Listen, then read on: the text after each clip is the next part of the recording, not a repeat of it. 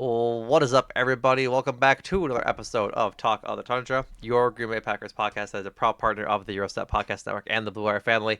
As always, I am your host, Numac, coming to you to talk about this pregame of the Packers versus the New York Football Giants, a game in which we can hope the Packers get back on track because this Giants team is one of the only teams in the NFL that is as down bad as the Packers are right now when it comes to how depleted their roster is due to injuries. So, to talk about all of that and more, and with some latest news from 1265 Lombardi Avenue. My apologies on that one. As I love the co-host Jordan Trusky. Jordan, how you doing, buddy? Street, what? Addresses. Uh, Addresses. There we go. Thank you. Now I was about to clown you, and then I'm the one that is getting clowned. Honk Um, honk. Honk honk. Yeah. No, I am good. I think it's been good to detox from the Packers the last couple of days. You've detoxed. I've detoxed a little bit. I mean, I've just, we're ramping back up. We're ramping back up. I've just stewed. I haven't. I'm just still annoyed the entirety of through the Monday, Tuesday, Wednesday, or Tuesday, Wednesday, now today. Just shouldn't have lost that game. Shouldn't have lost that game. No, there was a lot of good analysis post Monday Night Football loss. I thought Mina Kimes' episode with Dominic Foxworth accurately summed up just how frustrating it is to watch Matt LaFleur's Packers team this year. And for those who didn't listen, what was that analysis? A lot of like just the conservatism from LaFleur, the play calling. Talked about like the average depth of target of like the first half was like 1.8 yards for Jordan Love, which is insane. Mm-hmm. Um, the things that they're trying to do with the offense that they can't do based on personnel, based on the offensive line, and still kind of not changing. And I think part of it is like like Tucker Craft got hurt, 8 days before. Is it? Can you really find a new way to put a different dimension in your offense in that span of time, especially going from the Panthers to the Eagles? Yeah. Obviously, the answer was no. But the expectation doesn't make it any better because of how bad it looked. And All right. actually, I'll just throw it out here because I was doing research in the lead up before we started recording, and from NFLPro.com, like their next gen stats, Packers have lost 3 games in which they allowed 16 or fewer points in 2025. Only the 2008 Browns had 5 such games, and they finished 4-12. And the 2007 Dolphins had 4, who finished 1-15. Those are the Jeez. only 2 teams that have had more losses in the last 20 seasons in that way. That's that's insane. That is Yeah, genuinely nuts. that's not good company to be with when you're 5-3-1. No, it's not. Not good at all. Like the silver lining is that all three of their losses have been. Playbook. What'd you say? What did You you say? mentioned you said silver lining. I said Yes. playbook. God. Um, the silver lining is that all three of their losses have been close. Like they aren't far away from getting there. It's just that those results don't speak to the process, and the process has looked really bad. And it was stuff that Matt Lafleur had to talk about this week, and we'll get to that in a little bit. I guess we're getting ahead of ourselves before we get to Does that. it So, make it better that they had close losses? I mean, I think so. I think it speaks to like how good this team is, especially on defense. That is without question.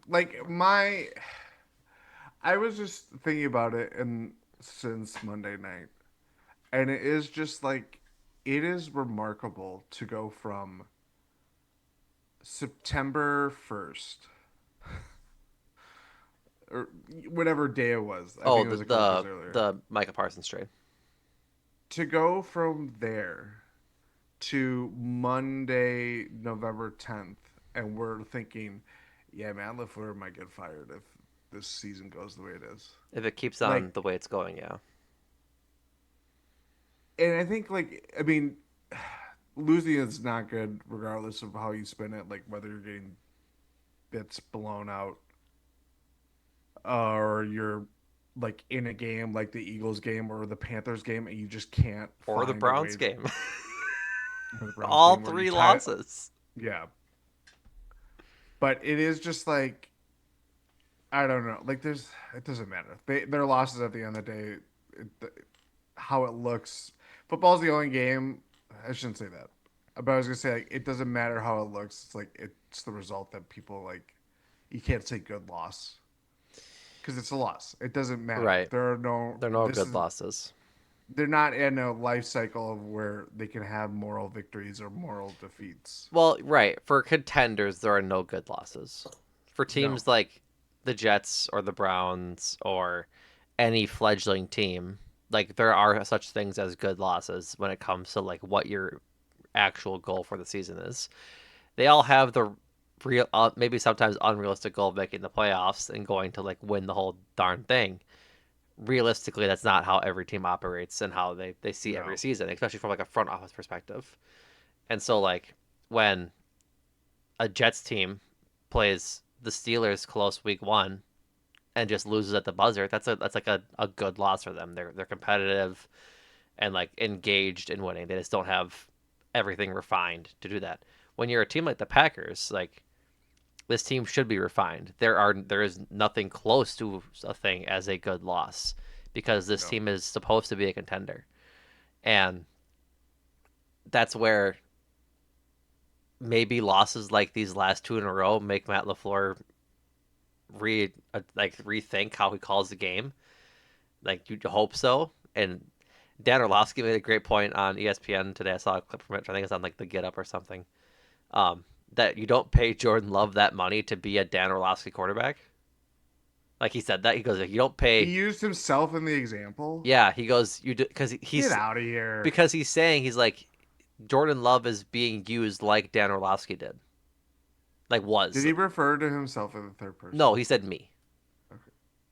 like I not don't know if me that makes Numac, it better. but like Yeah.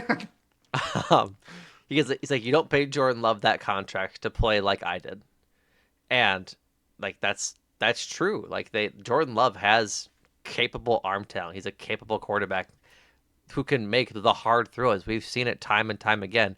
Almost every game, he has a nice layered throw over a linebacker in the soft spot of the coverage before the safeties. Like it just he has talent to be able to make the hard throws. He's just not being utilized, I think, in a way that is beneficial to an effective flow of an offense. They It's been a problem for 6, 7 years now, where 6 years for when they always take the play clock down too far. Like it's just they don't play with tempo.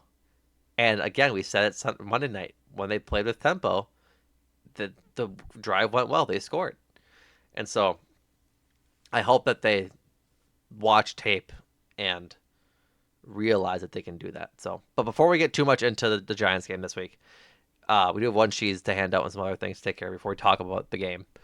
Um, One cheese this week, it goes to Edgerrin Cooper, who had the forced fumble that swung the early part of the game as the uh, Eagles were driving, and he had 6 tackles as well, including one pressure on Jalen Hurts. So he's the only cheese recipient because Josh Jacobs was a candidate, but Jordan I decided not to give him one because of the fumble, even though contextually the fumble didn't really matter in the game. Just can't happen.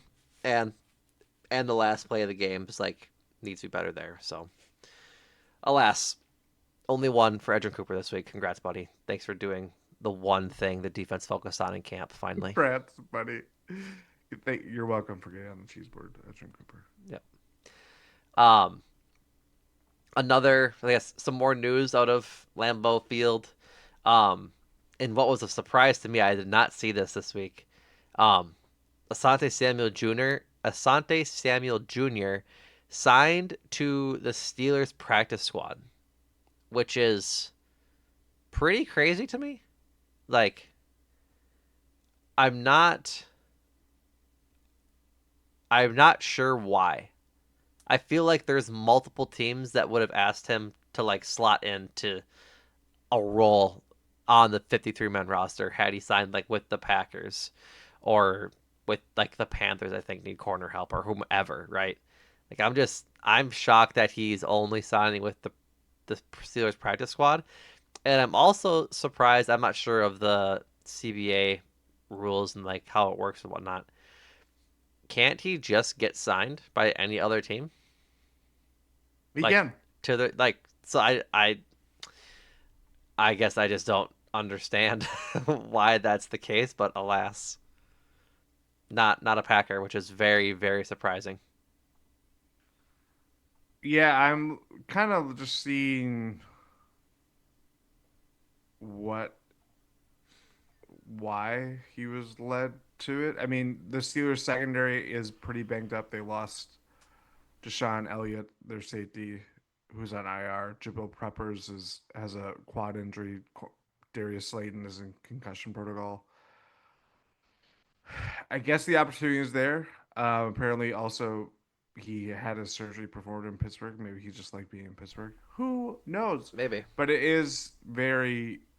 It was kind of surprising to pick them over a lot of the teams that he was looking at. Mm-hmm. Like yeah. Not that I thought he was going to be anything. Wasn't gonna be a Um, revelation. no, and honestly, like I'm not perfectly comfortable with our secondary or specifically our outside corners, Right. but still, like Carrington Valentine and Keyshawn have held down the fort somewhat That's adequately. maybe I don't know. Like I don't know. I mean, we're gonna have to have the post season conversation of grades. Like grading is going to be an interesting thing this season, particularly for the secondary. yeah, And I think that's the only way we can really grade as a stupid verb to use there. Evaluate is the word I'm looking for. Is really the only yeah. way we can evaluate Carrington Valentine and Keyshawn Nixon right now because some weeks they play really well and that Keyshawn really shows that he can be a good corner in this league. And then other weeks he gets torched. Yeah. Or Or what? yeah. Some weeks Carrington Valentine takes his spot back from Nate Hobbs, not injury related, and looks like he's coming on, and then he gets torched. It's just like A lot of variance. there's a lot of variance with these guys, which like kind of proves that they're not top guys. But And like it's just hard to week evaluate them. and as we talked about last week when Nate Hobbs got, you know, it was talked about how he was going to miss the next few weeks because of his sprained knee, whatever it was, sprained LCL, like kind of Yeah, weird injury. Um, they're right. Those are their only two outside corners. Like they don't have any depth. Their practice squad is even pretty depleted. yeah. So it's like, where is the help coming from? I mean, the Bo Melton effect of it all is like, guy is not. It's, looking at it right now, still has not played a defensive snap. So they are just riding So crazy. Nixon and Valentine on the outside It's until, like, what happens if one of those guys get hurt? Not knock on wood. they probably throw Bullard outside, Bullard and then outside and Evan in the slot. maybe the Bo Melton still then finally plays. I don't know. I don't This know. is how bad it is. It's really bad. Yeah, it's not good. Packers So have had injuries all over the place where they could sustain them and like somewhat function, and I feel like it's a matter of time before it's corner. You hope not, like, because obviously no one roots for injuries, and you don't want that to happen to any of those guys. But like, it's their thinnest position, and they've been the healthiest at it, which is like never how that works. yeah, yeah. Um, so, moving on, interesting little tidbit to think about for this game against the Giants this week. Um, this is from Matt Schneidman. Uh, it's an excerpt from his article at the Athletic. Jeff Hadley will perform his current job as Green Bay Packers defensive coordinator on Sunday at MetLife Stadium against the Giants, but he also might be auditioning for his next one. Giants obviously fired Brian Dable last week. This week? This week. Um, this week. yeah, this week. And are out of coach. So the Giants, being a relatively defensive forward team, would probably lean into having a defensive head coach. Jeff Hafley is obviously the defensive coordinator. Wouldn't be surprised if he is interviewed for that job. Here's to hoping he doesn't get that job for the sole purpose of we like having him as a defensive coordinator here in Green Bay. But um, last year, Ben Johnson walked into Soldier Field and unloaded his bag of tricks on the Chicago Bears and walloped them when he was still with the Lions and promptly got that job. So very, very likely that this is, from what Matt is saying, I said Matt Schneeman, it's Matt Schneidman, had said in his piece that, yeah, this might be a prelude to what we see this offseason. Not the first buzz of this connection. Jeff Hafley is from New Jersey, which is where the Giants play, even though they are called the New York Giants. Possibly related to Bruce Springsteen.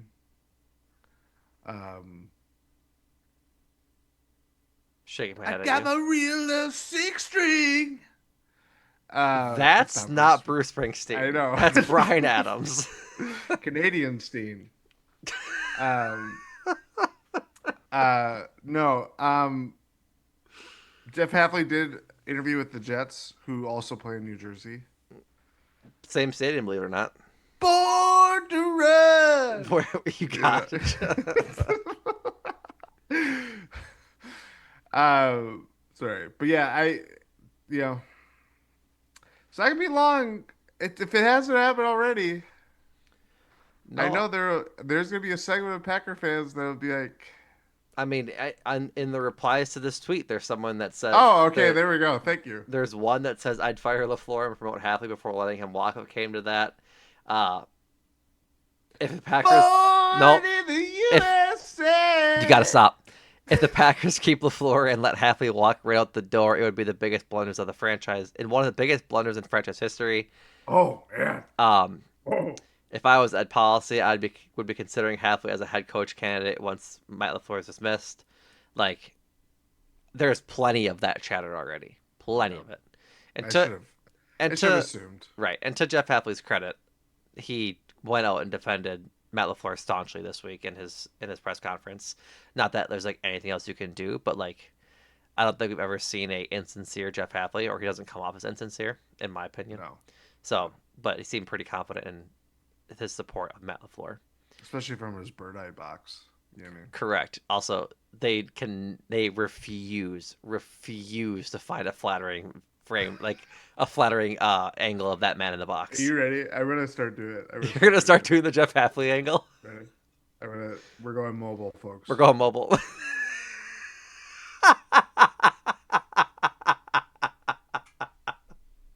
That is so how it looks every single time. My wife always laughs when he when he gets shown. I go, look, and then she always laughs. It's like, why is there always a full Diet It Coke? gets closer too. It gets closer. Yeah. The Monday Night Football, like I don't know if it's like, because it's always, especially at Lambeau, like it's the vantage point is the same. Like press boxes are different around the league. I mean, it's gonna be different in MetLife too, Right. because it's in New Jersey. But it'll be funny. It'll be funny. I was gonna do it again, but I can't think of a funnier pose. But yeah, it is like, oh yeah, like you can just see like a fucking booger and just Let it be known that Jordan swore and not me. I'm going swear free this pod because I dropped so many F-bombs on Monday night's pod. So yeah, it'll be interesting to see. Not that we can take anything from it besides how the defense plays on Sunday, but yeah, I guess there's your news. Essentially, you gotta stop. Audio listeners, the last 3 laughing bouts have been Jordan taking his camera and putting it 0.5 mode at his face, essentially. So, what a lot of fun. Go watch YouTube and subscribe if you want to see those pictures. get half baked. That should be his half HAF You want to get baked. half baked? You Uh, trying to buy some Ben and Jerry's? I love half baked pints of Ben and Jerry's. is that a flavor? Half baked? Yeah. It's a Is it um spelled HAF? no. Well, that's what I'm talking about. Talking about Yeah. halfly. Yeah, I'm done with you. Moving on. Um this is from Brian Huber. Not Brian Huber, Bill Huber. I Bill. used to work with a Brian Huber. Hi, Um Brian. from Bill Huber, and he posted an article today that was why um this week's injury report is a special one for the Packers. And I was like, or something like that, like unique or Someone's birthday. surprising. No, this is the first time since week 4 that the Packers injury report is shorter than their opponents.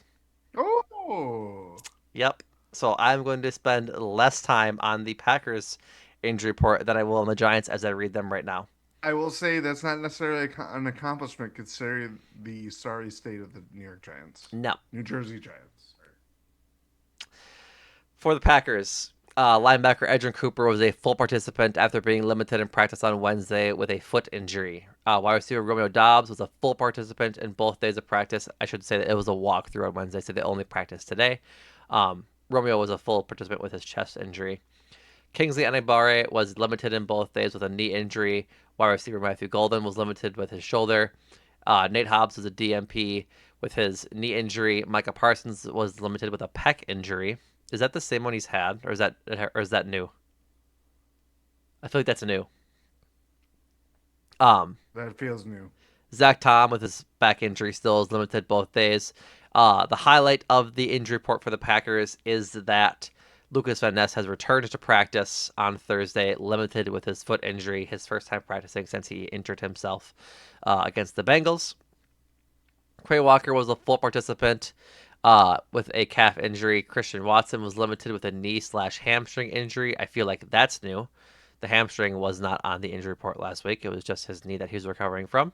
So that's not great. Dontavian Wicks was limited both days with a calf injury, and Savion Williams was limited both days with a foot injury. And now, Jesus Christ, the New York Giants injury report. DB Paulson Adibu, a guy that we looked at for the Packers to sign a couple years Mm-hmm. ago. Knee injury, limited both days.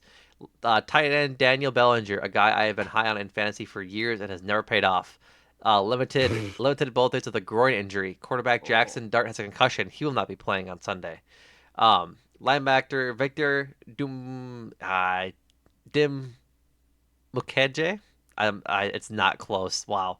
Shoulder injury, limited both days. Um, Offensive lineman Jermaine Elomener, pec injury, limited on Thursday. Tight end Thomas Fidone has a foot injury, limited on Thursday. After this last two of this next one were all suffered in injury or in practice on Wednesday. Demetrius Flanagan Foles, linebacker, has a pec that is injury. not a name. It is. Uh, Lenny. Limited in practice on Thursday. Kicker Graham Gano was placed on IR with a neck injury. Linebacker Chauncey Golson, neck injury, another neck injury, DMP both days. Linebacker Neville Hewitt, DMP on Wednesday, limited on Thursday. With the exception of John Michael Schmitz, the rest of these players did not practice on either day. Evan O'Neill with a hamstring, Tyler Nubin, the DB, with a neck injury, Raheem Nunez Roche with a toe injury, Bobby Okore with a shoulder injury, Darius Slayton with a hamstring, and Kevon Thibodeau with a shoulder. Oh my God. Yeah. So we transition.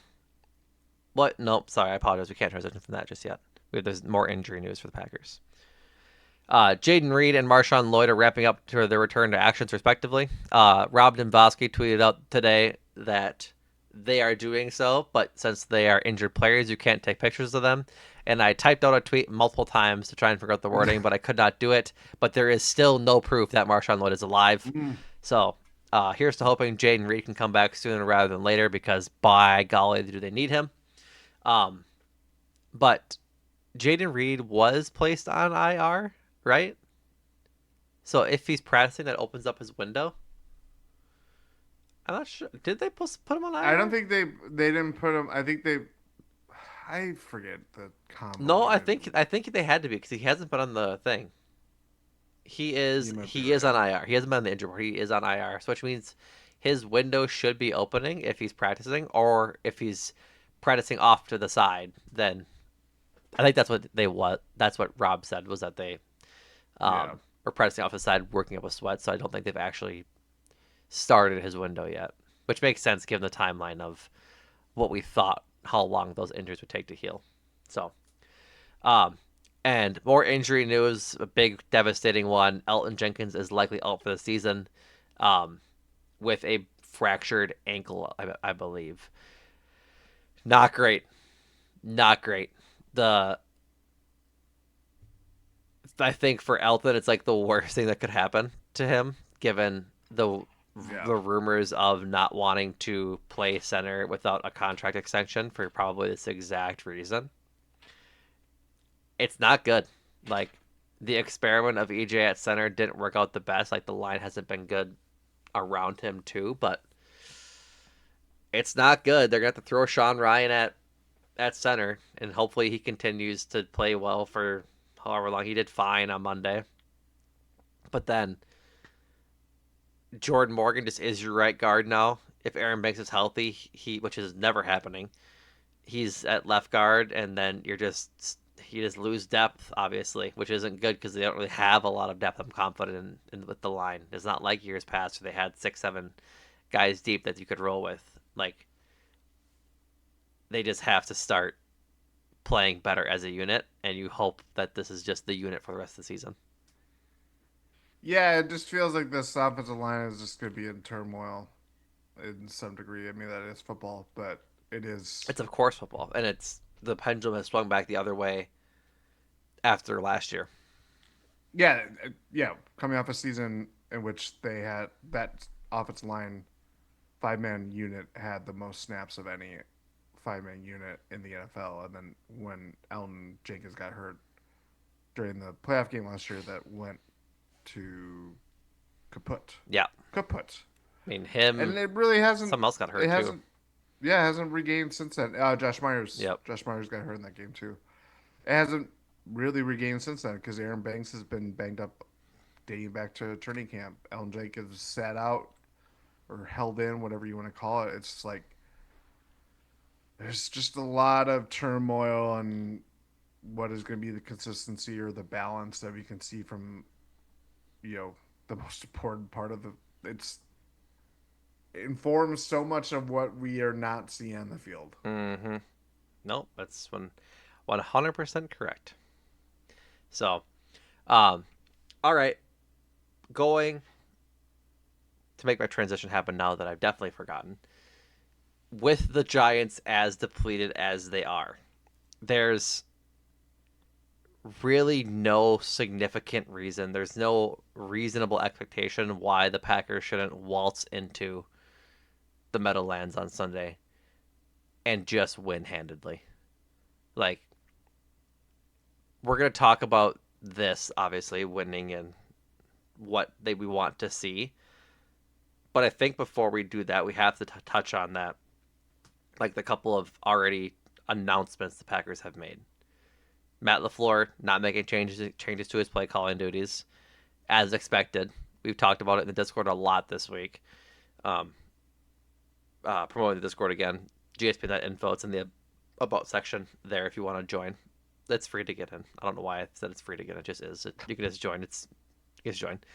Um, but you don't take play calling duties away from Matt LaFleur if you're not just gonna fire him.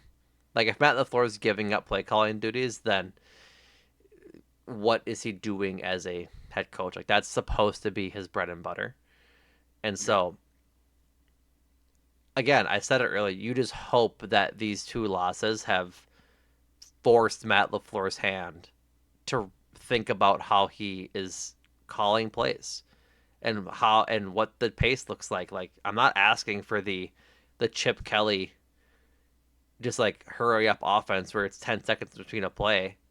I'm not asking for the Mike D'Antoni 7 seconds or less NBA style play, but like snap it at 15 seconds, snap it at 20 seconds on the play clock. Like play with some pace so that you can keep your same guys out there and don't let the defense rest and get subs in.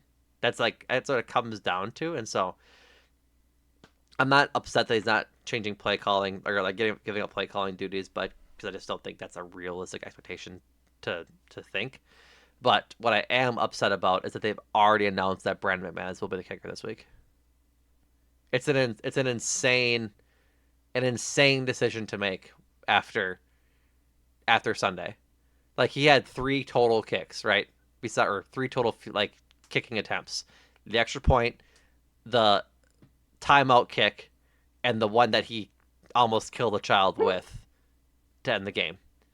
Like I just don't know how you. I just don't know. It's unfathomable that he says his leg is starting to feel healthy, and you just trot him out there when you have a kicker on the roster. It doesn't make sense. Well, here I'm trying to find because he specifically talked about the fact that they had um 2 kickers on the roster, Mm-hmm. and he said it in here. I'm scrolling. What did he say? Come Scrolling, on. scrolling, scrolling. Um, yeah, LaFleur on sticking with McManus with Haversick still on the active roster. Fortunately for us, we have the flexibility within our roster to carry 2, which is not an adequate answer. No, no, it's That not an is adequate answer. galaxy level No, brain that's like thinking. super noble level brain when like the thousand eyes humanoid person is like surrounded in in that meme. The Yeah. the answer of we have flexibility on our roster Fortunately for us. means you're too injured to fill the full roster and you're not paying to fill it. Yeah. You have 2 kickers, which means you have 0 because you're not making the right decision. Right. And it also means that like you're just not filling out the rest of your roster where you should. There's no reasonable answer to roster 2 kickers. Yeah. Like if they were confident in McManus, just cut Havrisik. Just cut him. But they clearly aren't. What it's like, what is the insurance if If it's I don't know. what is the point if McManus gets hurt in the game? Because Havrisik isn't active. He's the No. they you have to you only play 51, Yeah. and he's not active. They're not Yeah. activating 2 kickers. They're just not. It's And bizarre. if they did, It's bizarre. we'd yell at them for it because it's stupid. Actually, I wouldn't yell at him. It's like I would. I They need the other spots. You I can't. don't There's know. not a single other spot on this roster besides long snapper or punter that they need that they couldn't fill that spot with somebody else. Quarterback maybe, but like you need the linemen, you need the receivers, you need the tight ends, you need the running backs, you need the D linemen and edge rushers. Maybe safety. They've got like 4 on the roster. And they only play 1. No, Well, they play 3. they do, They but play you know what I 4, mean. counting Zane Anderson on special teams It's true. And Oladapo. and Oladapo, and so 5 then. Like it just is dumb. So that's the only thing I'm mad about Matt LaFleur this week. Like coming out of Monday. Not I have other reasons I'm mad at him, obviously, but like Mad LaFleur. mad LaFleur. That's right. Um, that's really the only one I'm really scratching my head about. Is like just pick one and go elevate guys off the practice squad to fill Havris's spot on the roster. And like I've said it before, they don't have a punt or kick returner. I'm really not sure why they just haven't cycled 3 game tryouts for guys. Because Romeo Dobbs can't do it anymore. His chest hurts. That sounds reductive. He has a chest injury. He is playing this week. Yes, but like he's one of the quote unquote healthy receivers. They can't be throwing him back there. Um, Yeah. Keyshawn had to do it when he got hurt on Monday. Like Stephen Williams is hurt. He'll probably play. He was the full participant in practice. But like he's your kick returner. What are you gonna do if he's not doing it? You're gonna throw Emmanuel Wilson and whoever back there, which is fine. I'm not thrilled about it. But like I'm not a coach. I'm not a decision maker, obviously. But when you don't have a player in the spot that like can make a difference, like Keyshawn was 2 3 years ago for them, why aren't they trying to find a cycle like a player that can do that and just cycle through one on the practice squad? It's confusing to me. I don't know. A lot of roster decision making is bizarre. It is, especially with the practice squad. Also, I um Rich Bisaccia. Thursday is usually the day that Still coordinators meet employed, with. shockingly. Well, yeah, I mean that's not gonna change. No, it's But not. Rich Bisaccia, Matt Schneidman again. Rich Bisaccia said teams are kicking away from Savion Williams, which he thinks shows what opponents think of his ability as a kick returner. Sure, sure. Like if that's what makes you sleep at night, pal. If that's what makes you sleep at night. Yeah, we can kick to the guy that practices doing it, or we can kick to the other guy. Like they stick two back there. We can kick it to the guy that they've put out there all year and has reps doing it and is fine, or we can kick That it, we won't. or we can kick it to the other guy. Hey, we're gonna kick it to the guy that they won't throw a forward pass to. Yeah, yeah. God, it's just the logic is insane. Um, alrighty. This matchup for the Packers, like their defense is it's like it's supposed to be good. Like they have names there, but it's just not. It's the Giants. You talking about the Giants? Yeah, Yeah. no, the Packers defense is good. The Yes. Giants defense is not. They allow the most rushing yards per play and have the worst EPA per rushing play in the NFL. Um, this concerns me, Jordan, because Why? I think that in a scenario in which again I've asked Matt LaFleur to maybe do a little inward looking to change his play calling uh, routine and try new things and play with tempo. I think this is a ripe game for him to pound the ball up the middle. Like if the Giants are that bad at stopping the run, he's gonna be like, well, why would I do anything else when I know I can run the ball? And that's what's gonna happen. Yeah, I mean, Which I should this is which I should say, sorry, is that if it leads to a win, fine. But it's not building towards the offense that we need it to be. no, no. Um, yeah, the Giants' run defense is pretty terrible. Their front four is can get after guys with their Johan Pinto. Abdul Carter's kind of had ups and downs rookie season. They still have Brian Burns. I think the biggest thing for me is like, and I should say their secondary is like abysmal. Um, Then having throw the said ball. that, having said that, that might change with new leadership in charge. I Um, guess. I mean, Dable was offensive, not defensive. yeah, but I mean, who knows the level which Mike Kafka, Yep. might influence things in a different direction. I mean, we already seen that with the quarterback that they're going to be turning to. Yeah. But it is just like for how bad that defense is, they might be able to generate enough pressure that like all the offensive line woes, the fact that Sean Ryan's now thrust into playing center, Mm-hmm. Aaron Banks is a liability, whether he's on the field or mostly off because he's been hurt. It's like, He's just a liability. That's yeah, just yeah. If he's not available, he's a liability. If he is available, he stinks. there's Um, just enough trappings there that I just like. I don't.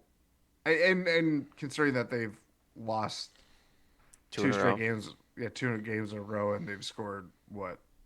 How many points did they score in the Panthers game? I can look. Was it 16-13? I think it Yeah, it was. was. Yeah, they scored 20 total points in two games when they scored 35, 27, 27, 40 in their last four before That that. was the other. Rob Domowski had Green Bay is trying to avoid its third straight game with 13 or fewer points scored, something that has not happened since the 1999 season. Oh God, it's so bad. Yeah, That's just not good. no. Um, my thing though is just that I'm with you. I'm worried about the offensive line. Abdul Carter hasn't had a great season. He only has one sack. Like Brian Burns leads this team with 32 pressures and 10 sacks. He leads them in sacks. Abdul Carter has 33 pressures and only one sack. Like he just hasn't panned out. The guy that wanted to unretire uh Lawrence Taylor's number only is Mm. not doing so hot. Mm-hmm. And so I do worry, like you said, about if this front can get home between Thibodeau if he plays Abdul Carter and Brian Burns because it'll be interesting to see because it was very obvious during the game on Monday when the pocket was messy, Jordan Love was worse, way worse. Yeah. And so if the pocket's getting messy again, are we going to see a similar performance? Because those three guys can get after it. Dexter Lawrence can get after it, and his line hasn't been playing up to snuff. And No. so that's where I worry. Like I hate being like this. Like we used like there are so many. There's what 6 games this season where 6 straight games where I was so optimistic and I could talk about what there is to look forward to all the way through the Steelers game. 7 games, 8 weeks includes the Yeah. bios in there where I feel optimistic going into a game. It's just not there for me right now because of injuries and play, and we haven't seen anything in 3 weeks, 2 weeks, to think that we should be optimistic. NFL has a "what have you done for me lately" league, right? Especially from a fan perspective. Front offices, not so much. But they've looked really bad against a bad defense, and I should say an average defense, and a good one in the Eagles. Like now that we're facing a depleted, possibly bad defense, better, more bad than good. Am I to drink the Kool-Aid again to think that they're gonna put up points? Like the one time they did, it was the Cowboys game, and they tied that game. That was because Yeah. the defense had a bad game, but like I mean the Bengals too, they scored 27 when they should have scored more against them. And so I'm just And a truly awful defense too. right. And so like I have expectations for this team to beat the bricks off the Giants. They got embarrassed these last 2 weeks. The team needs to come out and focus and lay a can of you know what on the Giants. And that's like what I hope happens. I don't know if it does. Like I don't know who is the leader in that locker room on the offensive side of the ball that's gonna make them that motivated. You know? Like I know Micah Parsons and X and company on defense have fire in them. Who is it for the offense? I'd say it's Jaden Reed. He's not playing. I'd say it's EJ. He's not playing. It's not. I don't think it's Jordan Love. I think guys rally around him. I don't think he's a hype man. And I don't want to disparage Jordan Love. I think he's a good quarterback if he gets given the opportunity. But I said it on Sunday. He's not a too high, too low kind of guy. He said it himself. I just don't know who it is. It's probably Sean Ryan. Like he's the guy with the most I fire. think Jacobs.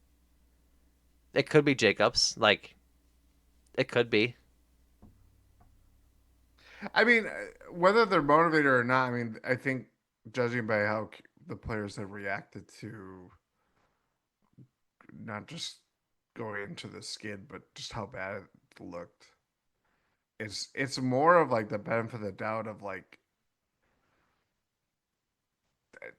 Matt LaFleur has not never had this level of pressure put on him in a terms of like mid-season. You're in this downward spiral. The first real questions of on-field struggles, raising the question of job security beyond this season. And how do you respond to that? What do you do differently? If you do anything differently beyond just like it starts with this, it starts with that. Like it's like no, like the play calling itself, like it does need to change. It needs to reflect a Packers team that is not it what we thought would it be. It would be on paper before Tucker Craft got hurt. Like the things that have plagued the Packers the last 2 weeks, including before and after Tucker Craft got hurt, were already there. Like it has been there the entire year. It is just worsening for a variety of factors, whether that's because of the offensive line, Right. whether that's because of how the level of variance of Jordan Love as a pocket passer when he has a clean pocket compared to being blitzed, or the signs of pressure. Josh Jacobs' effectiveness over the course of the year, which it's not the same level as it was last year. The wide receiver core questions. I mean, the injuries too. Like Mm-hmm. there's a whole lot of reasons, handful of reasons of why things look the way it does. But I do think it does go back to you can be as motivated as hell to try to get out the schneid, but if the blueprint isn't there to fix what isn't working, then are we just going to see what we've seen the last couple of weeks? Mm-hmm. Because No. like I said, it's like it's just this is not none of this. I don't think. I think the only thing that is surprising is that the Packers have not been able to climb out of the mess that they have created for themselves. It's more of like it's just an extension of when things have gone poorly for this team Mm-hmm. that you're like, oh, they're not at a point where they can just say like, oh yeah, this fixes it. This fixes it, like we thought in the Steelers game, because that first half was terrible. And then they turned on the Jets. Yeah. And like that's the most frustrating part, right? Is that we said it. It was that was our biggest thing early on the season. They don't play four full quarters. They don't. Yeah, They only turn it on for halves of games and for stretches of games. It's never a full wire to wire win. Now it's they can't put three drives together in a a row without half turning it on for a half would be would be like fantastic right now. exactly. Fantastic. Little did we know how good we had it. Yeah, Um, yeah. looking at the D line, the D line or like the Packers offensive line against the D line more. I'm looking at snaps for Abdul Carter, like sort of where he lines up. He's been lining up a lot as like a outside linebacker versus like on the edge. So I'm curious as to um how he'll do it that way and where he'll line up and such. But um I can imagine he's being used a lot, sort of in the similar vein of Micah Parsons. That's not helmet scouting; it's more of like he just isn't a dynamic pass rusher from all over. And hopefully, for the Packers' sake, that they don't just pick on Sean Ryan up the middle, or pick on Aaron Banks at left guard, because golly, those are the two weak spots I'd say right now. The guy filling in for his position and the guy who stinks. Yeah. Um, They, as um for the Giants secondary, it's not good. They're 21st in PFF grade and coverage, like they're aggressively average. I'm trying to see. I don't know if they. I don't know how many interceptions they have. They have three interceptions on the year, two from Andrew Phillips and one from Cordell Flott. My Apologies. But in total, against, I should just do, I guess, all their players in coverage. There's a lot of variance here because there's some linebackers here and some edge rushers here. Like Brian Burns has 54 coverage snaps. Um, Passers have an NFL rating of 103.4, throwing against against the Giants defense. So I'll be curious to see what the game plan is for the offense because it just out of necessity because of injuries. They just probably are going to run the ball more against the bad run defense, but it's just frustrating to know that they can also throw the ball against this team and they just might not. Yeah. I'm pretty frustrated.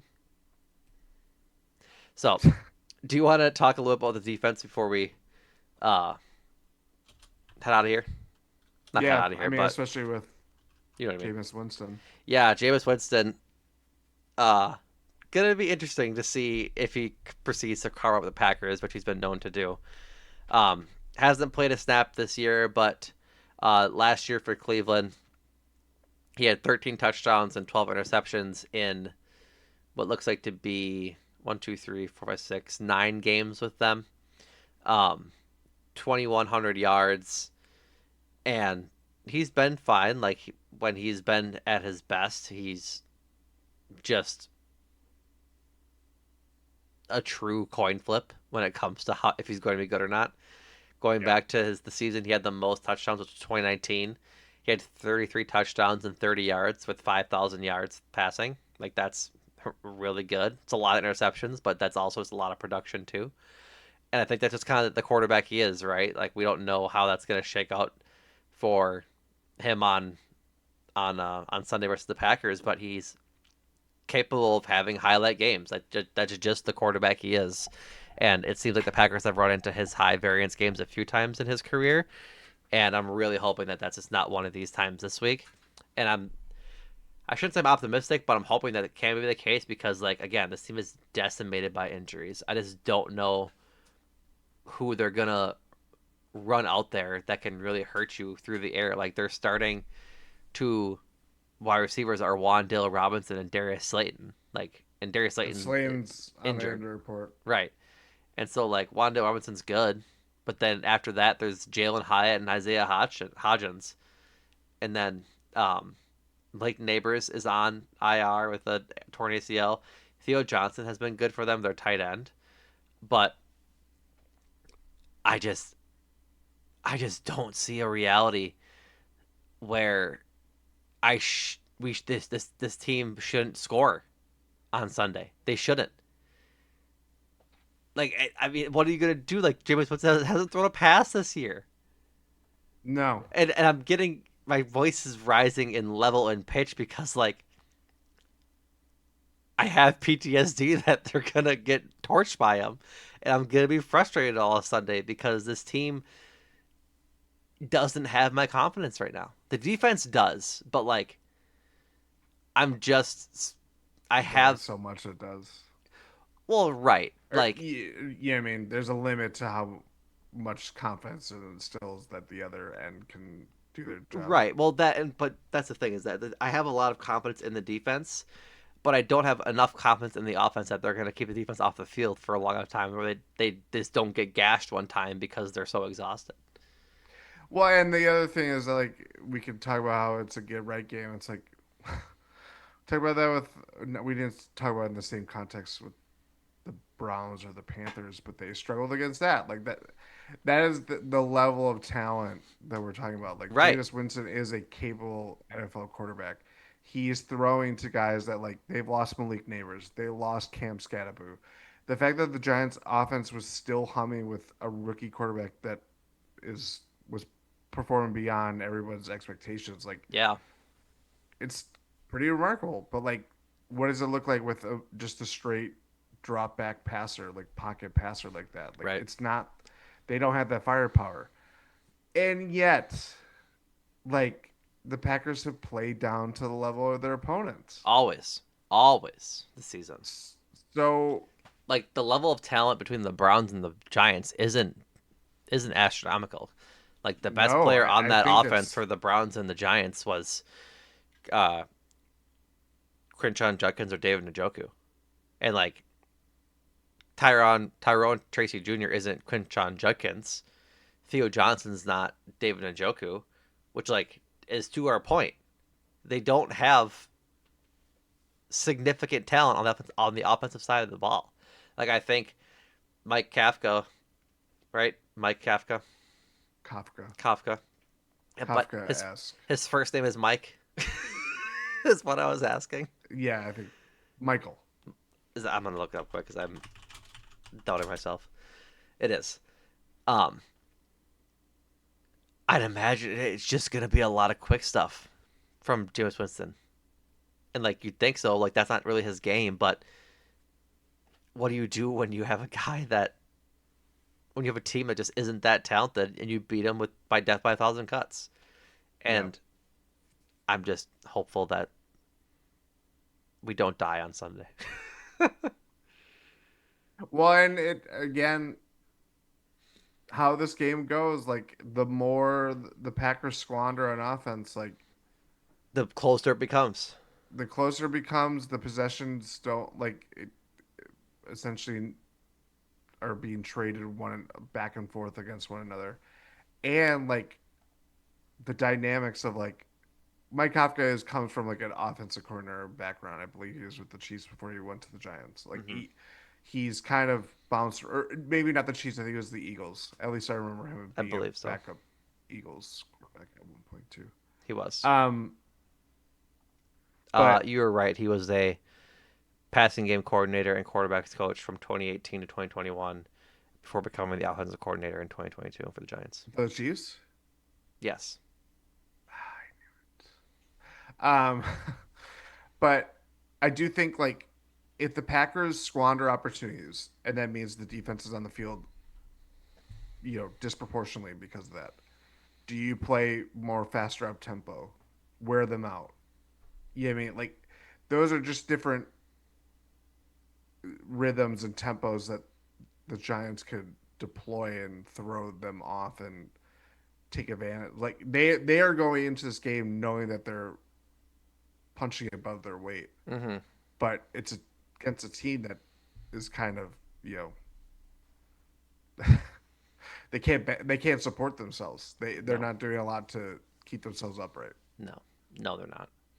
And so what I'm, actually, I need to find quick is um, pass blocking. How many sacks they've given up this year? They've only given up 12 sacks. The Giants have, which through what 8 games they've played, something like that. They played 10 games. That's pretty good. 10, 12 That's sacks and uh, I and guess when Jackson Dart is leading with his head on I quarterback guess sneaks a lot. I guess they've allowed uh 100 pressures to 12 sacks.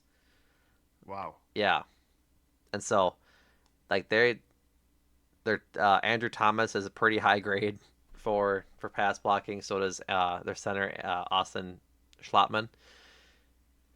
Schlattman. So you're kind of hoping that the front can get there for the Packers and really make Jameis Winston's day hell. Like he's not a mobile quarterback. He can move around a little bit, but No. he's no Jalen Hurts and he's no Bryce Young. He's no any mobile quarterback. He's a true pocket passer. It's been a few Well, weeks since Micah Parsons has had a sack. Like he needs to start doing his job and finishing out sacks. Like I know there's more to Micah Parsons than there is in the sack total, but I'm gonna hate this. I'm really gonna hate what I'm about to, what I want to look at. Remember we were so excited that the Packers have a double digit sack leader. I I mean this will be their 10th game. I understand that. Micah Parsons has how many sacks? I'm guessing it's six. Rashawn Gary has leads a team of 7.5. Um, why can't I find defense? Here it goes. Sacks. Michael Parsons has 6.5. Mm, So that's still good pace. halfway through the season, if It's come in bunches too. They do come in bunches, and you'd hope that those bunches start bunching. What's that? Bunch of Crunch? Is that the candy from at the movie That is theaters? a yeah. They the Some might say the OG Nerds gummy clusters. I don't think you're far off. The same properties. Same idea, right? Hmm. Take something that's established It's and a copycat league. it's a copy. All right. Anything else about the defense, or should we skedaddle here? Not skedaddle, but get into our Hero regularly scheduled predictions. players to watch and score predictions. Yeah. Who's your player to watch? I'm gonna go Giants first.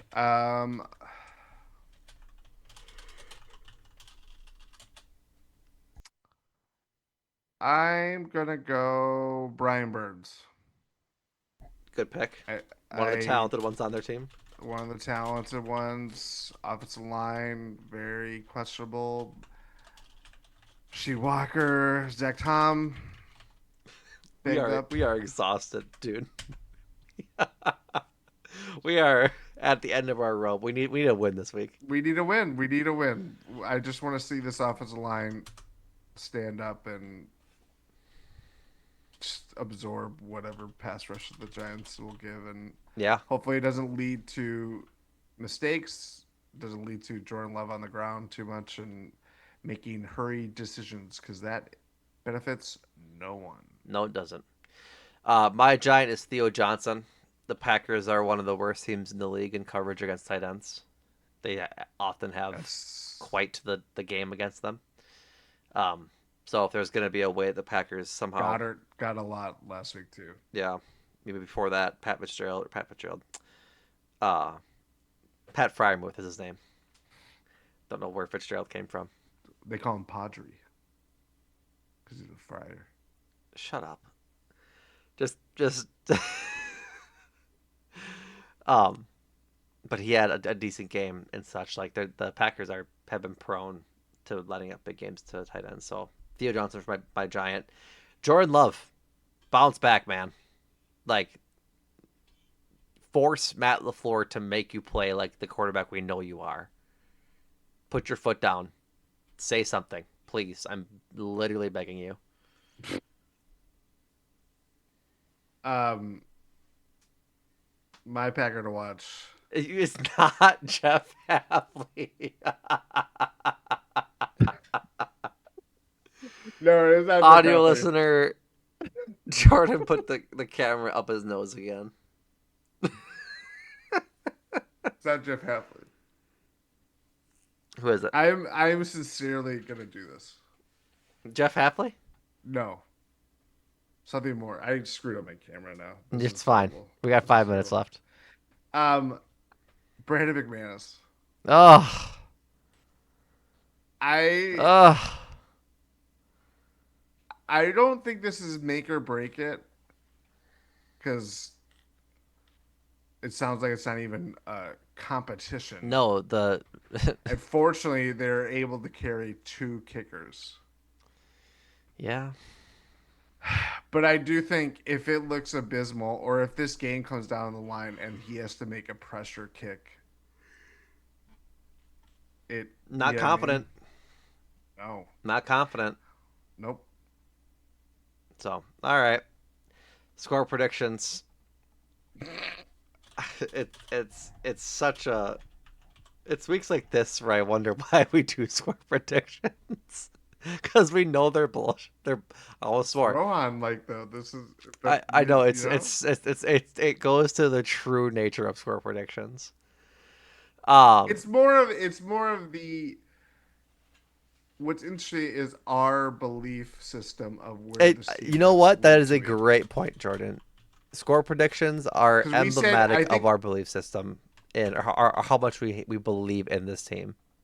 last week was the first time you picked against the Packers. It was. And neither of us, I think we predicted scores higher than a combined score of 17, which is what the Eagles and Packers did. No, each team was. Yeah, yeah. Yeah, That's what I'm saying. our Yeah, yeah. combined our score predictions, neither of them eclipsed the together. Yeah. Yeah. Yeah. Um. My score is going to be. I'm going to regret this. Packers 31, Giants Mm, 10. mm. I'm back on my bullshit, but like, if you can't put 30 points up on this defense, man, what are we doing? Go for it. I'll go Packers 24, Giants 15. 15. Yeah. Now you're getting to it. Now it's I think I will say I think they get a defensive touchdown. It's either defensive touchdown or special teams touchdown. all right, The start your Packers defense, folks. That's the Jordan Tresky guarantee. but not fantasy advice. Not fantasy advice. All right, 8 folks. fantasy, 50, 48 states out of 50. All right, folks. As Jordan gives you the fast sped up details of why you can't use Jordan's advice for betting advice, that is all for us this week. Uh, Hopefully this pod is more optimistic on Sunday. I didn't have fun preparing for this one. Like, No. I want to look forward to the rest of this season after a win on Sunday and talk about what a game could look like against the Vikings or what optimistic things we can really look forward to. So I hope you guys join us for an optimistic pod on Sunday and Monday in your feeds. Uh, that is all from us. Check out all things Bucks on Eurostep with Ty and Rohan as they prepare for the NBA Cup game against the Hornets tomorrow after the Hornets beat them without Giannis on Wednesday. All things Eurostep, or rather GSPN at Eurostep. Oh my word, at gspn.info. That's why I keep saying Eurostep. Um, Thank you all for listening, and Jordan, thank you. Thank you. I was about to do Jeff Hadley, but that I doesn't know you work. were. I know you were.